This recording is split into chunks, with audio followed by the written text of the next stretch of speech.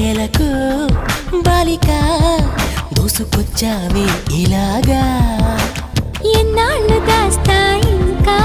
ఎండ కన్నైన పడనీకా ధన్యోస్మి అంట చిలక అందుకున్నాక అందాలని కానుక ఎలుకో నాయక